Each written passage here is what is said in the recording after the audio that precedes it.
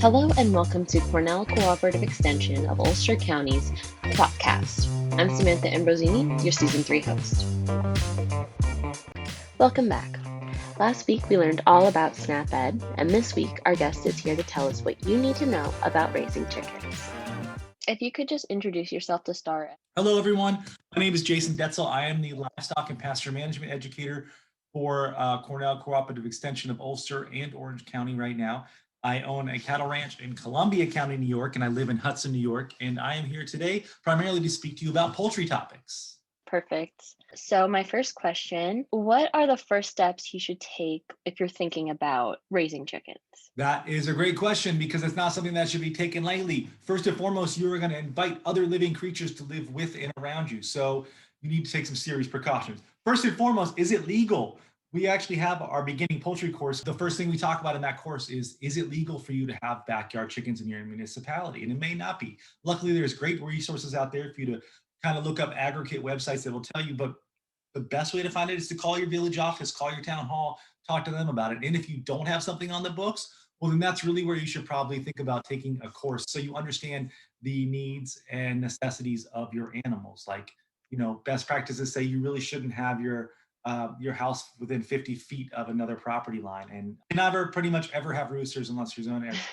So first of all, you got to know if you're allowed to have them. And then secondly, you got to know the things that you need. And then third of all, you need to have support in case anything goes wrong. And CCE has got you covered for that stuff. All right. So then speaking of supplies, what kind of supplies do you need to start raising chickens? Well, that's a great question too. Everything is poultry specific. Now, if you have chickens, you're going to have completely different stuff than if you had geese. But because most people are going to start off with poultry and chickens themselves, we'll just stick to chickens. They need special waterers. They need special feeders. They need a house to live in. They need a house to grow in because little baby chicks don't live with big chicks. They live in what's called a brooder. So you need a lot of supplies. Luckily, Cornell Extension of Ulster County and Orange County has got all kinds of resources and beginner species checklists and recommendations on how to make your poultry project not even fun, but also efficient. So I guess that kind of related question is, how big should your accommodations for them be? But I guess it would be different with the baby chicks and the adult chickens. It is different, but there's a great rule of thumb. So the baby chicks live in what's called a brooder, and some people just use a kiddie pool or literally a cardboard box. The problem with that is you're going to have lights on baby chicks because they need to stay warm for a few weeks before they grow their feathers that keep them, protected from the temperatures. For baby chicks, you only need about 1 square foot per bird. So if you literally had a 2x3 space for a few weeks, that would probably be okay. Adult birds are going to need 4 square feet per bird. So if you have 6 birds, you need 24 square feet of housing. That's 8x6. So that's bigger than you would think. They don't spend a lot of time in their houses when they're grown. They're mostly going to sleep in there and lay eggs, but they do spend some time in there. So they definitely need the appropriate amount of space. Is there a reason you don't raise the baby chicks and the adult chickens together? Because in the wild, wouldn't hens sit on their babies and raise them, I guess? Yeah, so all poultry, yes, lays eggs and then sit on that egg for chickens is 21 days. When those eggs hatch, you have chicks. Now the chicks need to stay about 90 degrees for the first few days. And typically a mother hen will be able to do that, but it's not very efficient. We tend to lose a lot of animals. And that other adult hens may pick on those animals and they're very susceptible to predators. So to be efficient and to make sure that as many chicks as possible live, we put them all together in what's called a brooder to keep them warm. And the reason we don't mix them with the bigger chicks, one is because there's aggression issues, and two, they need a light. Adult chickens pretty much never need light or heat. They're fully feathered and they're perfectly capable of taking care of themselves, even in New York winters. But the chicks need the lights, so we can't have the lights in with the adults because it just isn't compatible. Okay, that definitely makes sense. So, what would you suggest as a good number of chickens to start with? Well, that's a great question, and luckily we have some guidance from that. Legally, most municipalities will allow a total a maximum of 6 birds, 6 grown laying hens, and that makes sense. No roosters ever, because they're so loud and aggressive. And New York State says you must buy at minimum 6 chicks. Now, why is that? It's pretty simple. One, chicks need to stay not warm 90 degrees. The more little bodies you have clumped together, the warmer they can stay. So you may not be aware of this, but most chickens that are shipped throughout the US come in the mail. but when they're born, they have Oh, yolk. That yolk is their food and water for 3 days. They absorb the yolk, they are hatched, they hatch themselves, then they don't need to eat or drink for 3 days. So they get shipped in the mail. The more bodies you have together, the warmer they can stay. Two, animals should never be alone. All animals, just like people, need companionship, touch, and the ability to communicate with like beings. So you really can't have just one chicken. It's not really appropriate. And three, unfortunately, we've had some pretty, unfortunate circumstances where people have often around Easter time, this time of year, will dye chicks or sell baby chicks as a novelty for kids to play with. And that's cute and all, but those birds are going to grow and they need to do something with them. And most people don't want to keep them. So the reason they sell 6 chicks is to discourage that practice. So in review, it's because all animals need companionship. All animals need to keep warm and healthy, and it helps to have some friends around. And three, we want to discourage people from buying one-off poultry for holidays. that makes sense for sure. Yeah. I've never heard of that happening before, but Oh, it's I'm not common. You go on surprised. Craigslist, I'll bet you could find some dyed chicks right now, literally dyed with food coloring. So actually, I didn't know that about the mail. My cousins actually have chickens, and I think they bought them from like a Tractor Supply store. Do Hmm. you suggest like doing something like that or ordering them in the mail?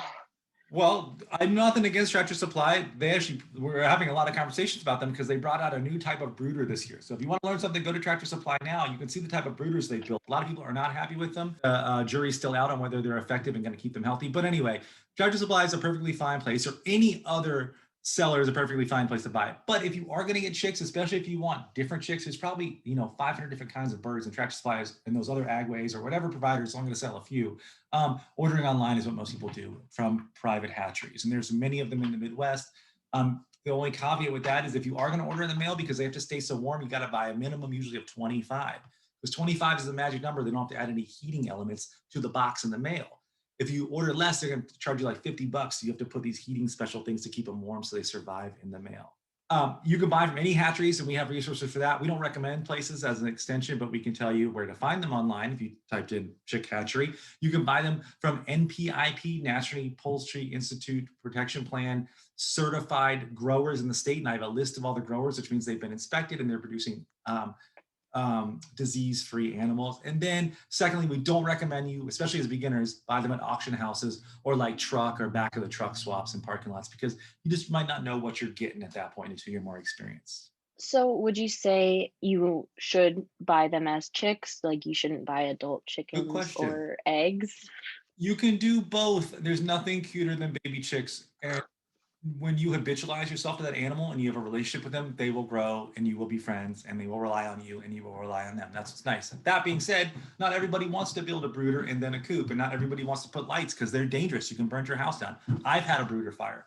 So in that case, you may want to buy what's called pullets. Those are young hens that aren't yet laying yet. They will be laying within a month. Those usually cost between $15 and $25 each. But think about how much food and time you put in those chicks as you grow them up. So if you are a beginner, I highly recommend you start with chicks so you can understand the entire process. Also, birds are pretty tough from a predator standpoint.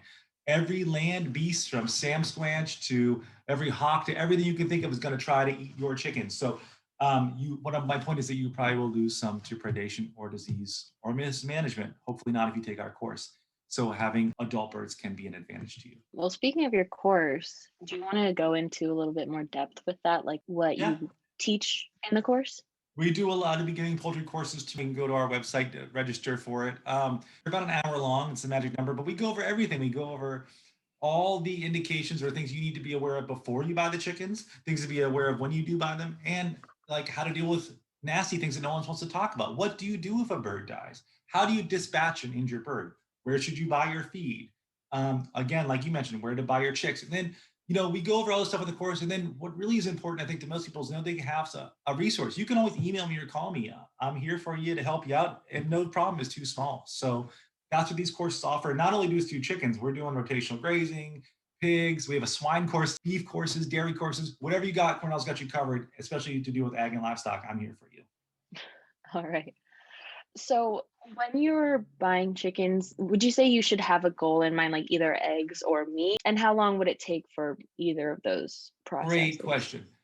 Yes, actually, the first slide of our entire presentation typically is know your goals. That's literally what it says. So if you're going to buy egg laying breed, it's completely different than a meat breed. They're not similar conformation. They do not look the same. They do not act the same. So you definitely delineate that. There are what they're called are dual purpose breeds, which are very common, like Barred Rocks or New Hampshire, the Rhode Island Reds, that can be eaten. But here's the issue, and this is what you're getting at.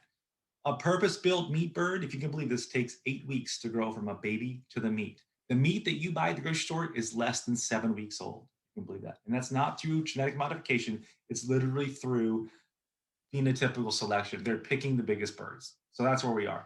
Those birds really can't are so big and they've been bred to be that way, they cannot naturally reproduce. So they have to be made special ways. It's called a Cornish cross. And just so you know, a Cornish game hen is only a 4-week-old bird. It's not a smaller species. It's just a tinier bird.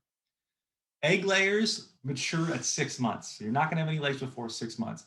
If you're going to grow an egg layer to eat for meat or a dual purpose bird, that is going to take you about 16 weeks. So literally double the amount of time to raise an animal to be big enough to eat typically. And that's a lot more feed that goes in there. So yes, you got to know your goals if you're going to raise meat, eggs, or if you're going to sell them as pullets even.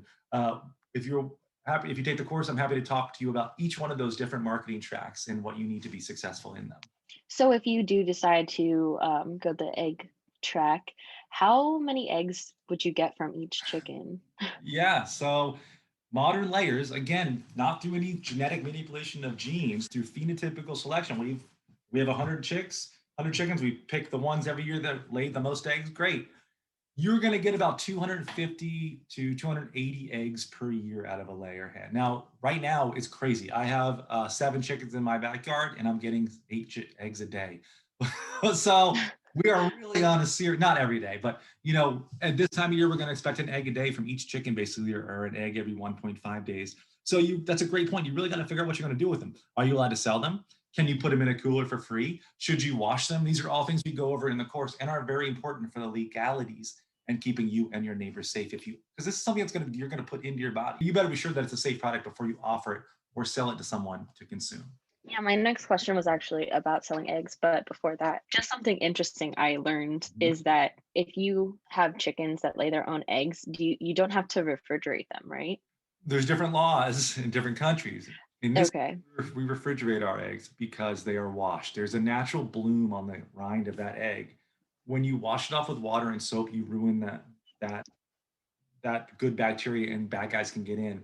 So in this country, we wash them and refrigerate them, and you legally have to, even when they're outside in that cooler. In other countries, like in Europe, they do not refrigerate eggs, but they also do not wash them. So it's a give and a take depending on how you want to, deal with your eggs. But you got to refrigerate them in the U.S. Okay.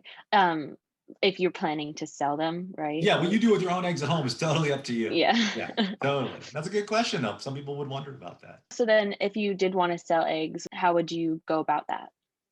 Well, there's a lot of considerations that would probably be outside the scope of this. What you first and foremost need is a business plan.